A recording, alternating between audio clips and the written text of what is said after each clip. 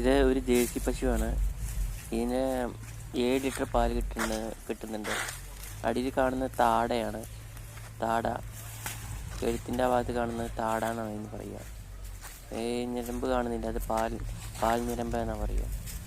ഇതതിൻ്റെ കുട്ടിയാണ്. എൻ്റെ കുട്ടിയും ജേഴ്സിയാണ്. അത് പെൺകുട്ടിയാണ്. പുല്ല് തിന്നാൻ തുടങ്ങിയിട്ടുണ്ട്. 6 മാസമായി.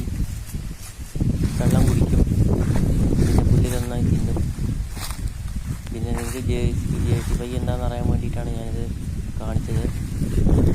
ഇതാണ് ജേഴ്സി പശു. ഇതിനെ കയറ് കെട്ടിയിട്ടിരിക്കുകയല്ല,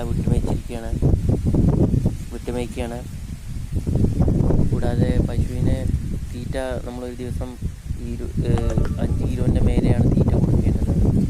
വെള്ളം നന്നായി കാണിക്കണം. പിന്നെ തറവയുള്ളതാണ്. രാവിലെ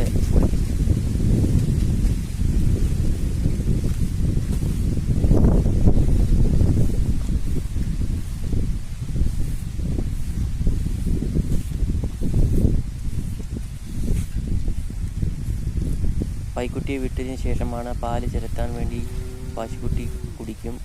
അതിന് പാല് കിട്ടും. അതിന് 2 ലിറ്റർ പാല് കുടിക്കാൻ കൊടുക്കണം. അതിൻ്റെ വളർച്ചയ്ക്ക് അത് ഉത്തമമാണ്.